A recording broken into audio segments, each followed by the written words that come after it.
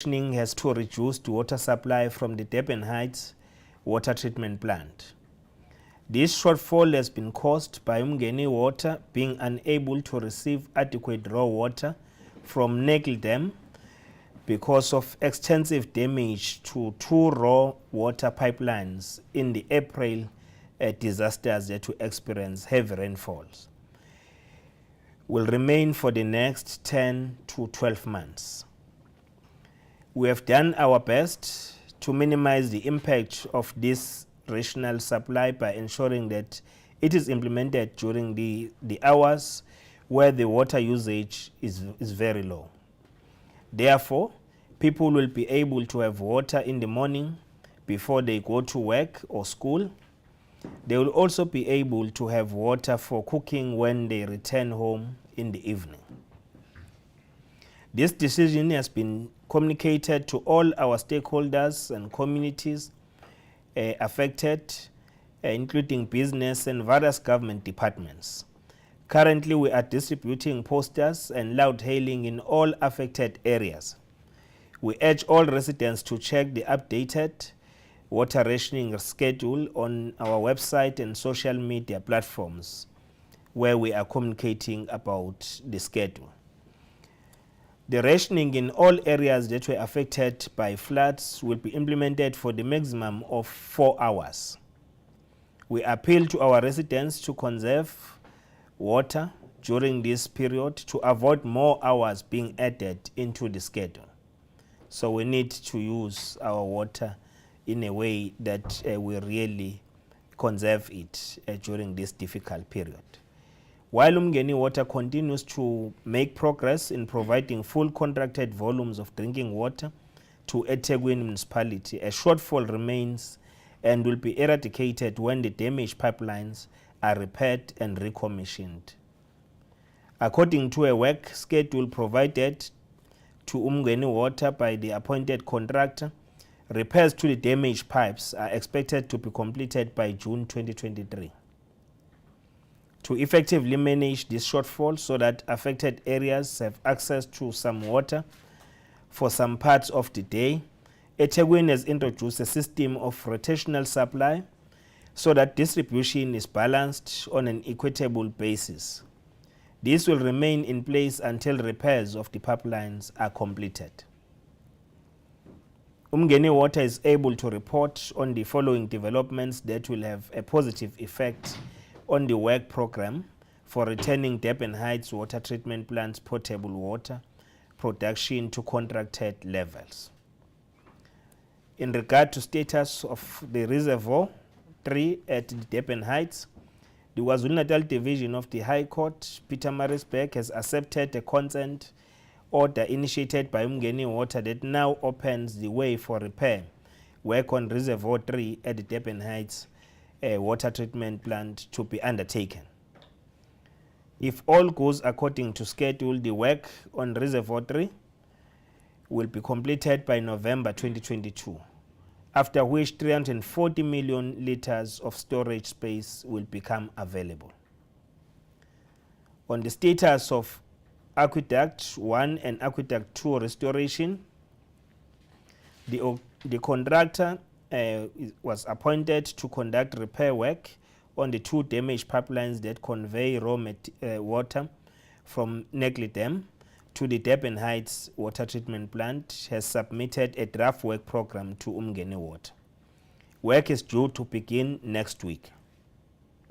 The draft work schedule outlines how the project will be implemented in order to bring the two raw water pipelines back to functionality. Both pipelines require extensive work to restore functionality. Sections of the pipelines, some hundreds of meters in length, will have to be redesigned and new sections be connected. This illustrates in stark reality the severity of the damage and explains why full restoration is expected to be 10 to 12 months. How the raw water pipeline impact is being managed by the city and Umgeni Water The temporal decommissioning of the two Neckley Dam, Durban Heights water treatment plant, raw water pipelines, means that there is only 2 that remain functional instead of 4. This has caused a shortfall in raw water supply, and in return, it reduced volumes of potable water being supplied to EThekwini municipality. To augment resources and partially reduce the shortfall, 3 of the 4 emergency shaft pumps at the Durban Heights water treatment plant are being used to transfer water from Inanda Dam. Umngeni water still requires on average an additional 40 million liters per day to meet the full amount of potable water that it is contracted to supply to us as a municipality. It is important that stakeholders realize that the shortfalls in raw water and potable water availability and supply will persist until the 2 raw water pipelines are repaired, recommissioned, and their efficacy restored. It is in this context, therefore, that an appeal is being made for full cooperation and support from all stakeholders as Umngeni Water and EThekwini work closely together to ensure that some water is available to consumers who are supplied by reservoirs fed from the Durban Heights water treatment plants. To illustrate the seriousness with which the current circumstances are being taken, a fully fledged war room has been established at the request of the Minister of Water and Sanitation, working with us and as the seat and the province. The war room is headed by EThekwini Water and Sanitation and has been operating since April. It meets daily to receive reports on progress, oversee progress, and institute interventions where required so that access to water is available and improved. In the approximately 8 weeks of its existence, the war room has overseen deployment of around 182 vitally needed water tankers, installation of static water tanks in several areas, and facilitated funding allocation for urgent restoration work. It continues to oversee reconstruction of Tongat water works, along with monitoring of progress with restoration of wastewater works that were damaged in April 22 floods. EThekwini municipality has also started a program of drilling boreholes to increase access to clean potable water, particularly in rural areas. The implementation of the project will be over a period of 3 months. Our water scientific services ensure that water samples from the boreholes are taken and tested to ensure that the water is safe for human consumption. Earlier on today, we went to Ward 105, where we were introducing and launching this borehole program of the municipality. A total of 20 boreholes will be drilled, and we are pleased that 5 have already been installed. The municipality has set aside 15 million rands in the next financial year for the drilling of boreholes. EThekwini and Umngeni Water appeal to the public to use water sparingly to ensure that all customers have access to some water. Customers are also cautioned against stockpiling water, as this could collapse the already constrained system. Because water rationing is a planned event, tankers will not be dispatched to cover the rationing period. They will only be dispatched to areas experiencing outages as opposed to rationing. The public is encouraged to keep reporting leaks so that they can be attended to speedily to minimize water losses. Stakeholders are encouraged to visit city's social media platforms for regular updates in this regard. We are hopeful that community leaders and communities themselves will support the water rationing strategy as we collectively navigate these trying times. As the leadership of EThekwini municipality, we understand the frustration and the inconvenience this will cause to our residents. In order for us to have a lasting solution to our water challenges, we must ensure that we all play our part so that the work of restoring full water supply is fast-tracked.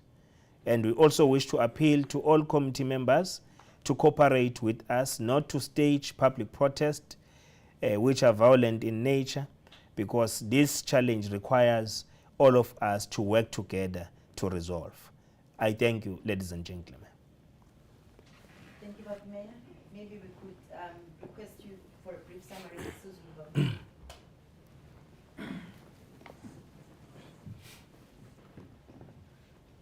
Siyabonga kakhulu kulabo abakwazile ukufika ukuze sazise umphakathi wakithi abezokusakaza sazise umphakathi wonke waseThekwini ngohlelo lokongiwa kwamanzi nokunqandwa ukuthi amanzi asabalale ngendlela ejwayelekile eindaweni zonke ezakhele iTheku. Lokhu ke kuzoba umsebenzi ozoqala kusukela ngomsombuluko mhla ka-20 June la sonciphisa khona amanzi engatholakali eindaweni zethu isikhathi esithile ukuze sikwazi ukubhekana nenkinga esibhekene nayo.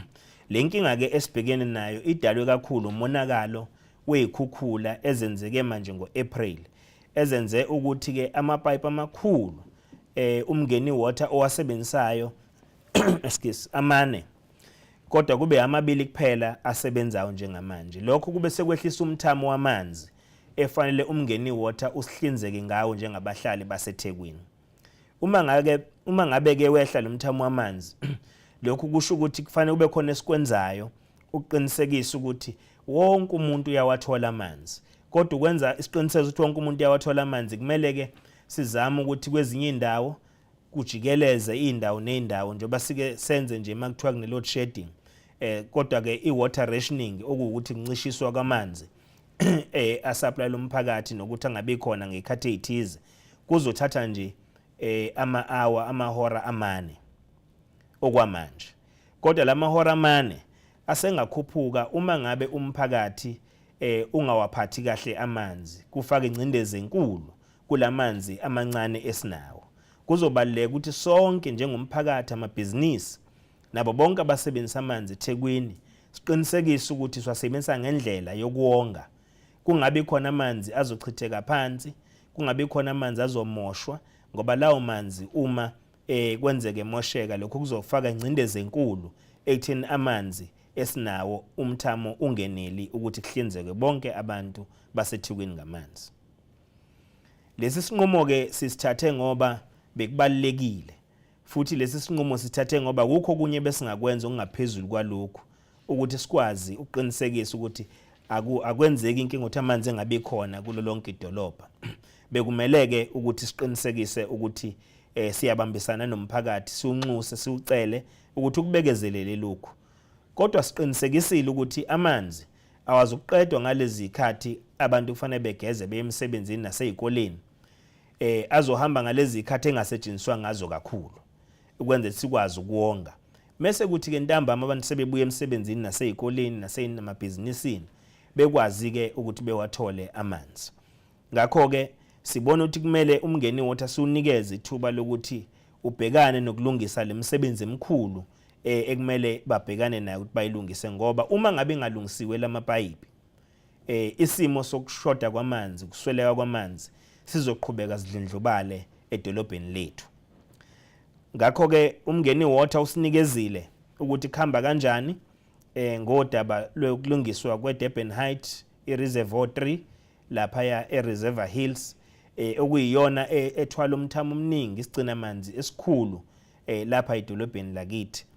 Bakuvezile ke ukuthi udaba bekade luseyinkantolo belenza ukuthi uhlelo lokulungiswa kwalela damu lingenzeki kahle seluqediwe lapha ya enkantolo yaseMaritzburg eHigh Court.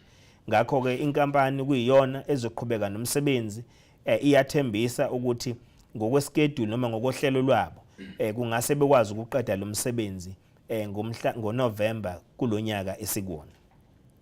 Lokho ke kuyobe sekusho ukuthi sizobuyelwa amanzi asilahlekele alinganiselwa emakhulwini amathathu namashumi amane 340 million liters alahlekile ngesikhathi kunalenkinga ukuthi alisebenzi leli damu okuyilona damu elikhulu elisupply idolobha lethu. kanti nawo amapayipi la ukulungiswa kwawo lawo amakhulu okuyiwona ahambisa amanzi ehlinzekela imiphakathi yakithi lapha eThekwini. Lawo mapayipi lawo bayachaza ke umngeni wathi ukuthi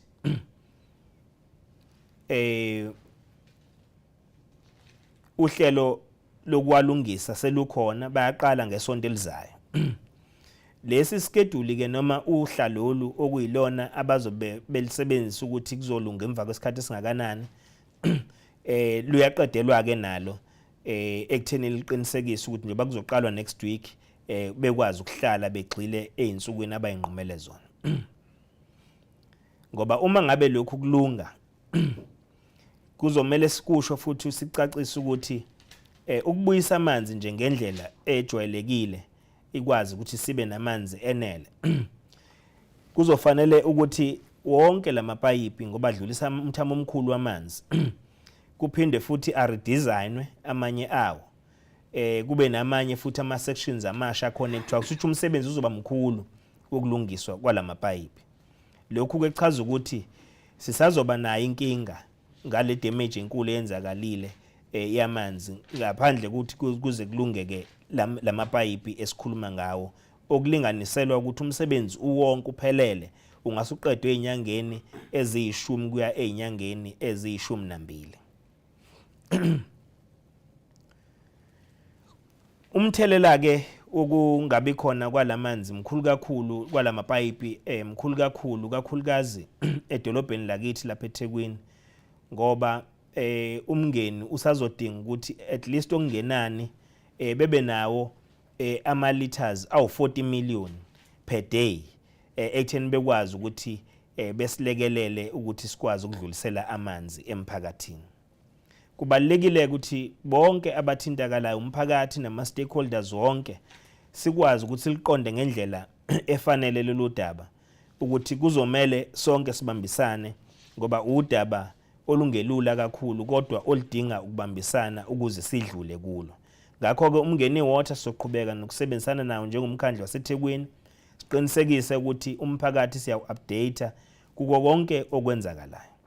Kube-ke sekuvulwa i-war room okuyindawo ke la kuhlangana khona iminyango kazwelonke wesifundazwe nathi njengomasipala kuliwa kahle hle isempini lapho kuliwa nokuthi kulungiswa kanjani inkinga njoba umonakalo wezikhukhula ushiye umonakalo omkhulu edolobheni lakithi nakwenye ingxenye yesifundazwe.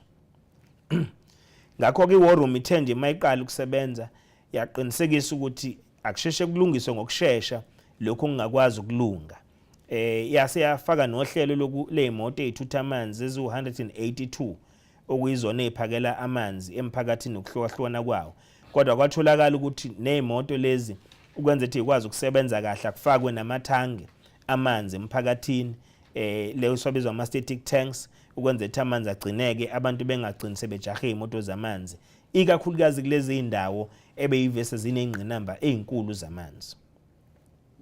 Iyaqhubeka ke futhi i-war room ukubheka i-overseer i-construction yasothongathi water works, njengoba sazi sonke ukuthi kunalo yamsebenzi wasothongathi ukuthi kulungise i-water plant yethu eyamuka nezikhukhula.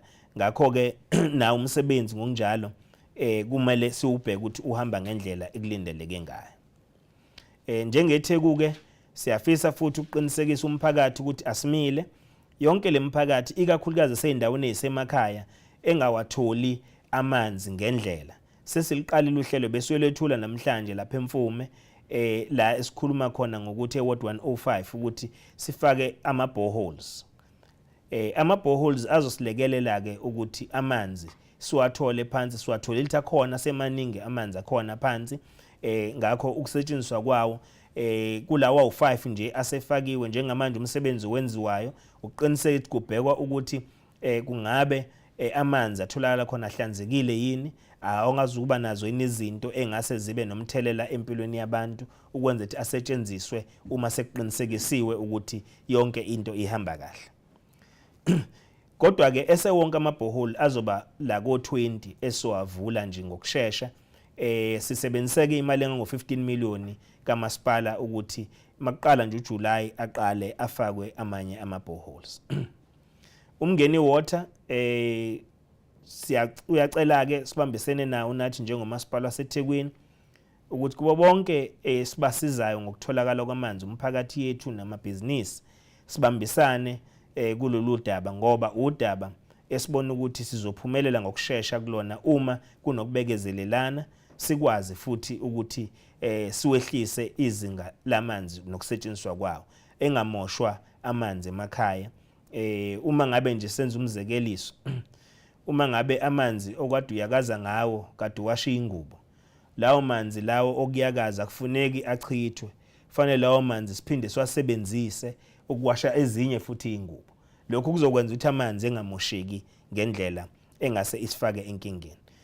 Siyafisa ke ukuzwakalisa isicelo sethu kubo bonke abahlali ukuthi basibekezelele kulesi sikhathi. Siyazi akulona udaba olula lolu longabe khona kwamanzi ngaso sonke isikhathi, kodwa siyafisa ukuthi abahlali namabhizinisi nabo bonke abasebenzisa amanzi eThekwini sikwazi ukubambisana ukuze sikwazi ukudlula kule nkinga engadalwanga yithi kodwa edalwe izikhukhula. Ngakho masenze kanjalo umsebenzi wonke uzoqhubeka kuye phambili. Ingakho ke sinxusa ukuthi imphakathi kungabe khona imibhikisho ezovala imigwaqo ngenxa ukuthi amanzi ayanqanyulwa u4 hours ama-hour amane amahora amane, kodwa kunalokho kunokube khona imibhikisho, kube khona ukubekezelelana, kube khona futhi ukuqonda ukuthi lesimo esibhekene naso isimo esinzima kakhulu esidinga ukubambisana. Siyabonga. Thank you, Bob Mayor. We now open an opportunity for questions directed to Bob Mayor Netimbalaki, if there are any from colleagues.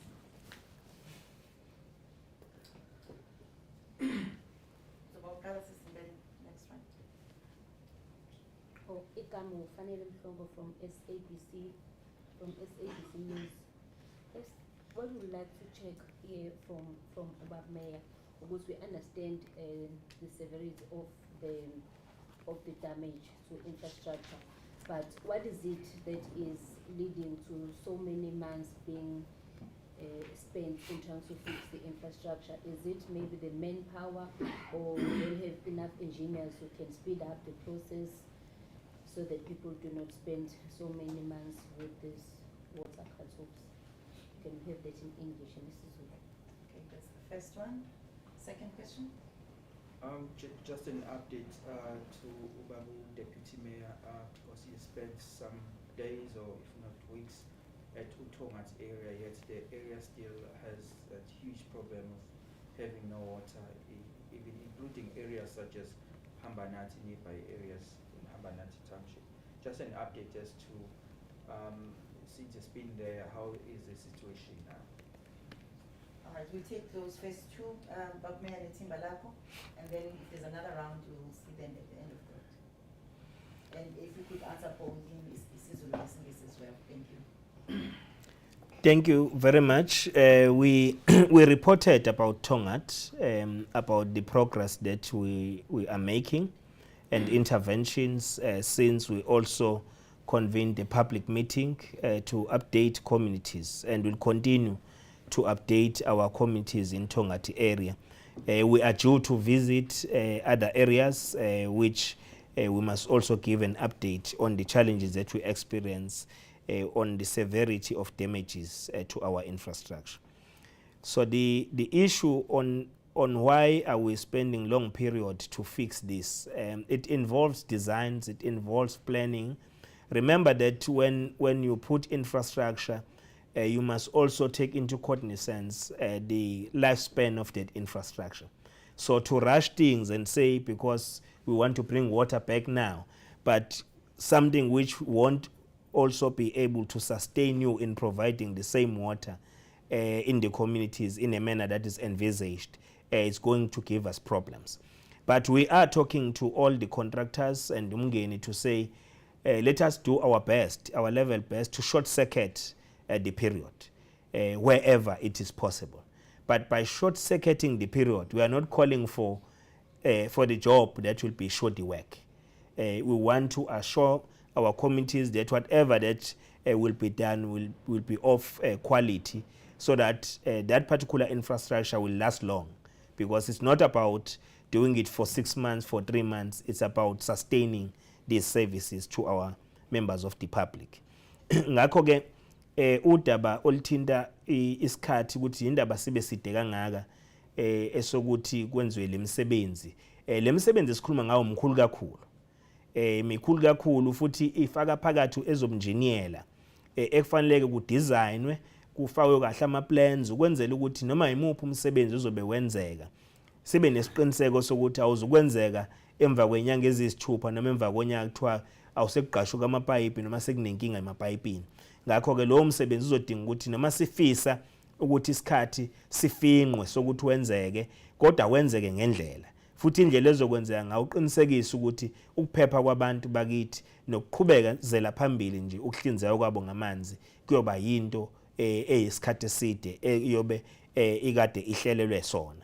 Yingakho ke kubalekile ukuthi noma sifuna ukufaka ipressure kubona kodwa ke sibacelile abakamngeni water neinkampani abasebenza nazo ukuthi abenze kusemandleni njengoba nathi siyenza kweminye imisebenzi yethu ukuthi sifinqe isikhathi kodwa ukufinqa kwesikhathi angingasho umonakalo nokwenziwa komsebenzi ongalungile futhi ongekho eqophelweni eliphezulu. Senga eda uDeputy Mayor. Sorry Deputy Mayor, sacela mama. Khona sizozwakala kahle. Oh, kodwa sengathi sacovered kwama. Uyikhave kahle baba Mayor. Any more questions, colleagues? This is covered. All right. Siyabonga. Siyabonga, Baba Mayor Timbalako. Thank you, colleagues, again for praising us with your presence at such short notice. Really appreciate it. Thank you. Siyabonga sisilini. Thank you. Sibongele bafowethu. Nisixolele ukuthi asisaqhawulanga sesiphuthuma omunye umhlangano. Siphume komunye umhlangano. Oh, sengihamba nama microphone. Awusasho. Ukuthi ngihamba nezinto zakho. Sengiyantshontsha.